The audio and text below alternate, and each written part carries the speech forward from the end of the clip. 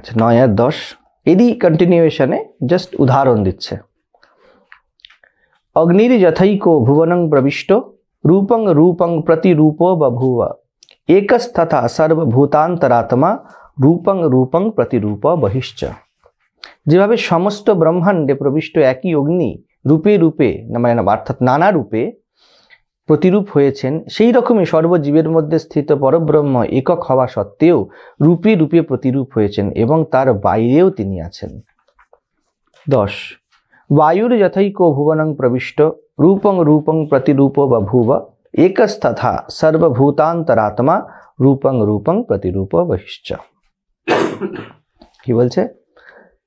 যে রকম সমস্ত ব্রহ্মাণ্ডে একই বায়ু প্রাণ রূপে প্রবেশ করে রূপে রূপে প্রতিরূপ হয়েছেন, সেই রকম সমস্ত জীবের অন্তর্স্থিত আত্মা পরব্রহ্ম এক হয়েও রূপে রূপে প্রতিরূপ এবং বাইরেও আছেন। খুব সাবধানভাবে দুটো শব্দ প্রয়োগ করে দিয়েছে এর মধ্যে। প্রথম কাজ হলো আমাদের বোঝা যে যখন বলছে প্রবিষ্ট, আমরা কিন্তু আমাদের ডেফিনেশনে প্রবিষ্ট বলি। যেমন কানের মধ্যে একটা মশা ঢুকে গেছে, তো আমরা এইভাবেই বুঝি। নাকে ধুলো ঢুকে গেছে, হাঁচি হচ্ছে, তো আমরা বলি এইভাবেই তো কিছু না কিছু ঢুকে যায়, তাই তো না? যেমন এর মধ্যে কাঠ প্রবেশ করে আছে, শব্দের সৌন্দর্য এটা বা শব্দের লিমিটেশনসও এটা। যদি বলি যে তোমার মধ্যে তুমি হয়ে আছো, তাহলে আবার গোলমাল হয়ে যাবে। এই শব্দ প্রয়োগ করাই যায়, কিন্তু এটাও একটা ম্যাচুরিটি দরকার। এখানে নচিকেতা পরে শুদ্ধ আধার, কিন্তু বালক তো বটে। একতরফে তার যে জ্ঞানের পরিধি, তাকেও এগিয়ে নিয়ে যেতে হবে আচার্যকে, কারণ তার কাছে শব্দের স্টক হয়তো খুব কম, তাকে বোঝানোর চেষ্টা করা হচ্ছে। তো বলছে যেভাবে অগ্নি বা ধরে নাও এখানে আলো, এরপরে সূর্যের কথাও বলবে, সব কিছুতে কোন কি, আর তখন আমরা বুঝি না বুঝি বিজ্ঞানের ভাষাতে, এখন তো আমরা ভালো করে বুঝি সব কিছুর মধ্যেই কোনো না কোনোভাবে অগ্নিতত্ত্ব আছে। 5 এলিমেন্টস মোটামুটি সব কিছুর মধ্যে নিহিত আছে। তার মানে কি, অগ্নির মধ্যে যদি এটা প্লাস্টিকের ফুল, এটাকে যদি আমি দিয়ে দিই, তাহলে আমার মনে হবে এটা আহুতি হলো, কিন্তু এর মধ্যে থাকা অগ্নিতত্ত্বরই দহন হচ্ছে, একই জিনিস, সেটাই সেটার সাথে কানেক্ট হয়ে যাবে। বাকি এর মধ্যে যদি জল থাকে, সেটা কীভাবে ব্যাপার হয়ে উপরে উঠে যাবে। অগ্নি কিন্তু গ্রহণ করেনি। আমরা হোমে এখন বেলপাতা দিচ্ছি, কি হচ্ছে? জল তত্ত্ব অগ্নি কোথায় গ্রহণ করছে? অগ্নিতত্ত্বর সাথে যেটা সমাযোজিত, কাঠ কি অন্য রূপে অগ্নিতত্ত্বই নিয়ে নিচ্ছে, বাকি জল যেটা আছে সেটা ছেড়ে দেবে। মৃৎতত্ত্বটা ভস্ম হয়ে বা এ হয়ে পড়ে থেকে যাবে, মাটির সাথে যাবে ওইখানে। প্রত্যেকটা জিনিস সেভাবে নিজের মতো শর্ট আউট হয়ে যাবে, ঠিক আছে? তো যাকে আমরা শরীরের ক্ষেত্রে ডিকম্পোজিশন বলি, ধীরে ধীরে কি হয় এইখান থেকেই দেখো না, আমাদের মৃত্যুটাকেই যদি ভালো করে দেখি, যে কোনো জিনিসের একই জিনিস ঘটছে। 5টা জিনিস এক হয়েছিল, তাকে আমরা ব্যক্তি বলে দিয়েছি, আবার 5টা জিনিস ছড়িয়ে গেল চারিদিকে, তাকে আমরা ব্রহ্ম বা বিরাট বলে দিচ্ছি, প্রকৃতি বলে দিচ্ছি। তো এই প্রকৃতিই ব্যক্তি হয়েছে, যেটা বললাম উপরে উপরে মনে হয়। যখন তুমি ব্যক্তি হয়ে আছো, প্রকৃতি তো তোমাকে এই জন্য সৃজন করছে যাতে তুমি নিজেকে ব্যক্তি মনে করো, বিকজ এটা খেলা, এটা লীলা। তুমি বিভিন্ন রকম মাটির মূর্তি বানিয়েছো, তুমি কে? তুমি একটা মূর্তিকার। তুমি তো তোমার বাচ্চা ছেলে বা মেয়েকে খেলনাটা দেওয়ার জন্যই করেছো, তুমি জানো ভালো করে সবই মাটি। কিন্তু আমরা বলি তার সবই মাটি, বাচ্চা বুঝছে না কেন? বাচ্চাকে ওই জন্য দেওয়া হয়নি ও বুঝুক। বাচ্চাকে তো বলেছে হাতি ঘোড়া ভেবে ও এঙ্গেজ থাকবে ওই জন্যই। ঠিক তেমনি জীবন আমাদের কেন দেওয়া হয়েছে? যাতে আমরা জীবনের মধ্যে খেলতে পারি। এবং ওই বাচ্চার তো হাতিকে হাতিই মনে হবে, আমাদের তো আমাদেরকে ব্যক্তিই মনে হবে, সবকিছু রিয়েলি মনে হবে। কেন রিয়েল মনে হচ্ছে? কারণ জীবনের পারপাস এটা, জীবনের উপরি স্তরে এটা মনে হবে। এর মধ্যে কোনো ভুল নেই। যখনই ভুল করে দিই, আমরা বলি না এটা ভুল, তখনই আমরা কিন্তু ওই স্তরেই আবার একটা ঠিক ক্রিয়েট করে ফেলি। কারণ মন মানেই 2, ভুল বলো না। যখনই বলে দেবো ইট শুড নট বি, তো হোয়াট শুড বি, এটা কোন স্তরে আছে? জীবনের সারফেসেই আছে, এবার ডিভাইড হয়ে গেছে। ব্যক্তি ওই স্তরেই থেকে যাবে আর লড়তে থাকবে। যখন বলা হবে যে আচ্ছা মাটির খেলনা সুন্দর জিনিস, খেলুক, বাচ্চার খেলা ভুল নয়, ওই সময়ের জন্য বাচ্চার খেলা কিন্তু সঠিক। বাচ্চাকে তুমি 3 বছরের বাচ্চা, তুমি বলবে তুই মাটি চিনতে পারছিস না। আমরা কি করলাম? ইমপ্রপার অ্যাপ্রোচ দিয়ে দিলাম বাচ্চার জন্য। বাচ্চা খেলুক না। আচ্ছা বাচ্চা যে মাটি নিয়ে ব্যতিব্যস্ত হয়ে আছে, তাতে কি বা তার যে বাবা বা মা, সে কি খুব বিরাট চিন্তিত হয়ে যায়? তুমি যেটা বলছো বা আমরা যেটা বলে থাকি যে তাকে তো হিট করতে হবে, 3 বছরের বাচ্চাকে খেলতে দাও, ওর মানে মস্তিষ্ক বিকৃত হয়ে যাবে, ঠিক আছে? এই যে অ্যালাউ করা, এর মধ্যে একটা প্রেম নিহিত আছে। ও পারবে, ও নিজেই বুঝতে পারবে, আমাকে বলতে হবে না। কিন্তু আমাদের মন কি বলে, ওকে এক্ষুনি বুঝিয়ে দাও এটা মাটি। রামকৃষ্ণদেবকে কি বললেন, এই যারা মাটির মূর্তি পূজা করছে এদের তো বুঝিয়ে দেওয়া উচিত। ঠাকুর বকা দিলেন, তুমি কে বোঝানো, যার জগৎ তিনি বোঝাবেন। অর্থাৎ এই পুরো কন্ডিশনিংয়ে, পুরো ব্যবস্থাপনায় যেই মুহূর্তে তার মধ্যে বোধ জাগার সময় হবে, এটা ঘটবে। এবারে বলবো অনুঘটক, বাচ্চাকে কি তুমি অনুঘটক ভাবে করতে যাবে? তুমি ওটা তো ওর জীবনের সুন্দর একটা অংশ, তুমি ওর মধ্যে সৌন্দর্য দেখতে পাচ্ছ না?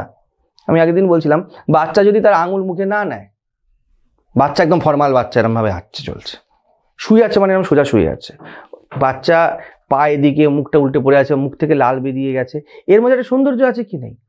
নাহলে জীবন একদম ফর্মাল, বলে বাচ্চা এরকম স্ট্রেট শুয়ে আছে, সব আসন করছে বাচ্চা, আবার যখন উঠে সোজা দাঁড়িয়ে গিয়েছে এরম ভাবে বসেছে, তো একদম পারফেক্ট পদ্মাসনে বসেছে। এ কেমন বাচ্চা? বাবা, যাকে ভুল বলো আর যাকে ঠিক বলে, এটাই তো জীবনের লীলা, এর মধ্যেই তো সৌন্দর্য লুকিয়ে আছে।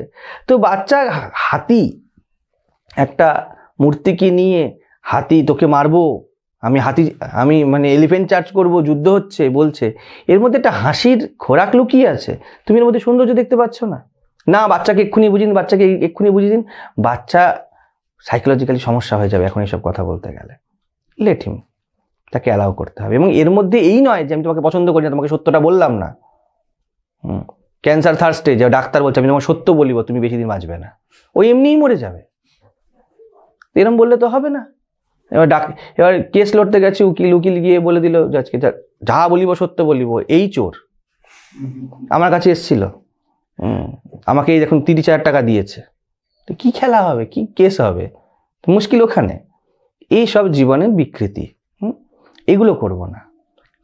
অ্যাফেকশন, প্রেম এখানে নিহিত, যে প্রত্যেক জিনিসকে অ্যালাউ করা হোক, ইয়েট তার সাথে আমরা পুরো হারমোনাইজ থাকবো। আমরা জীবনকে বিরাটভাবে দেখতে পাচ্ছি, গ্রহণ করতে পারছি, কিন্তু তার মানে এই নয় যে আমরা তাদের প্রতি কোনো দায়িত্ব কর্তব্য পালন করব না। দায়িত্ব কর্তব্য তো আছে, অবজারভেশন আছে, সামনে আছে ছোট বাচ্চা, ঠিক আছে। আমি যেমন বলছিলাম, আমাদের এই 2 ছোট যে দুটো আছে তাদের প্রতি অবজারভেশন রাখুন, ঠিক আছে?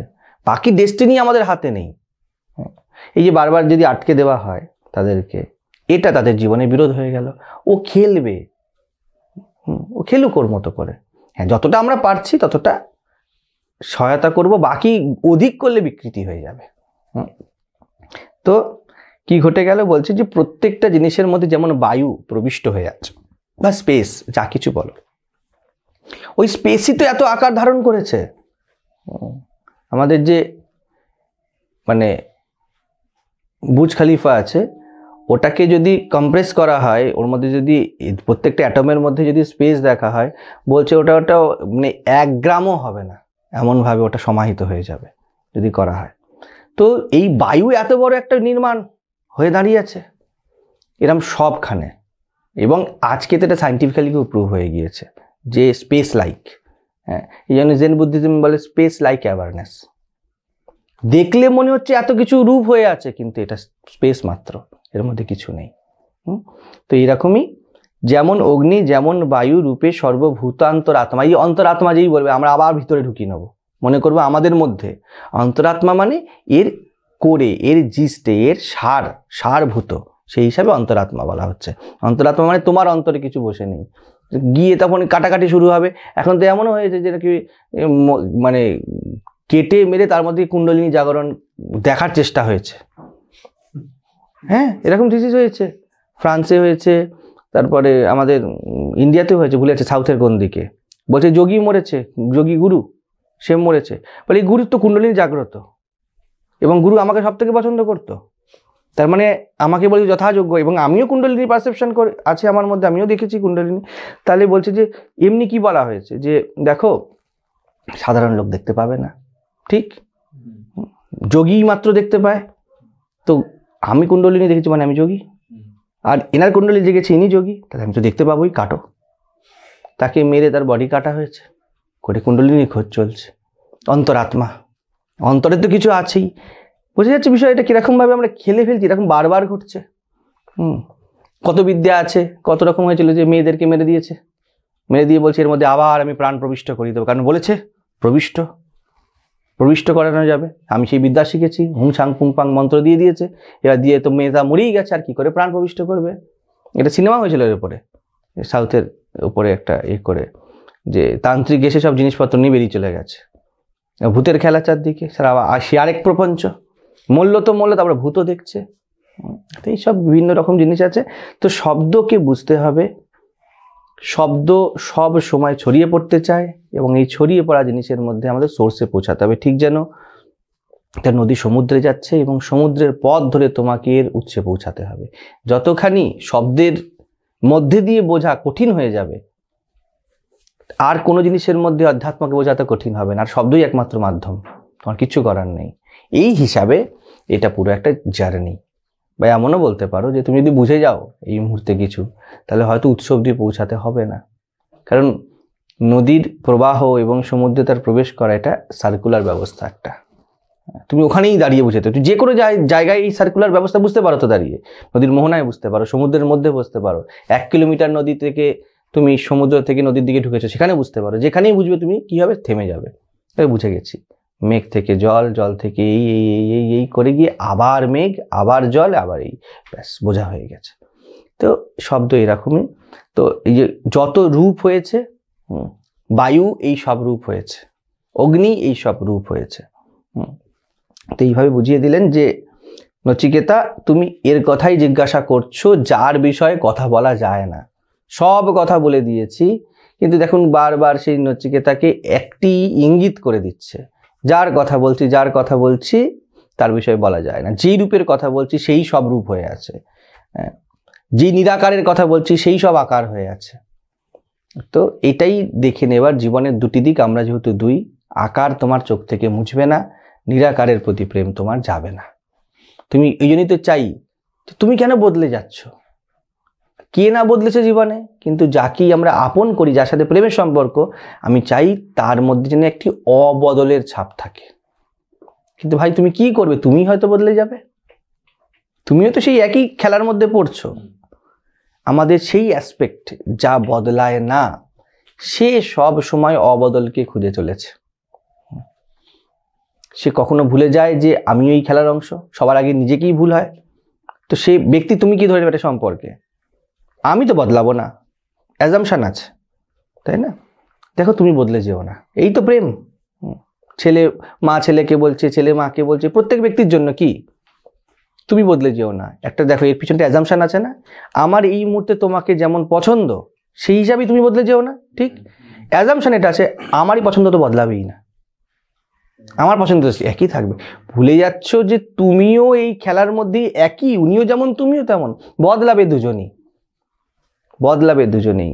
তো আমাদের মধ্যে কোথাও যেন একটি অবদল, অপরিবর্তনীয়, বা যাকে নিত্যতা বলে, তার ভান আছে, তার ছাপ আছে একটা, যে আমরা চাইছি সবসময়কে খুঁজতে, কিন্তু খুঁজছি কিসের মধ্যে, এইগুলোর মধ্যে। জীবনকে যদি দেখি আমরা এগুলি বদলাতেই থাকবে, দুটোকেই অ্যালাউ করতে হবে। আমি যখন বলি যে ভালো মন্দ দুটোকে অ্যালাউ করতে হবে, তোমার এই খোঁজ বা তোমার এই প্রেম একেও অ্যালাউ করো, ঠিক তেমনই যদি এই প্রেমের সাথে থাকতে হয় বদলকেও অ্যালাউ করো। নদীর প্রত্যেকটা প্রবাহকে অ্যালাউ করে দাও যদি সবসময় জল দেখতে চাও, তাই না? সবসময় তুমি জল দেখতে পাবেই, কিন্তু প্রবাহকে অ্যালাউ করো টু গো, যাও। এটা একটা কিছু গভীর আন্ডারস্ট্যান্ডিং বুঝে নেওয়া। নদী তো তখনই নদী যখন প্রবাহিত হতে থাকে।